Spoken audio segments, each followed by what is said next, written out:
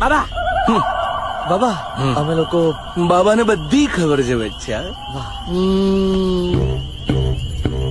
તમારી આસપાસ એક દુષ્ટ આત્મા ફરી રહી છે. આસપાસ શું? આ તો રહી તમારી બાજુ.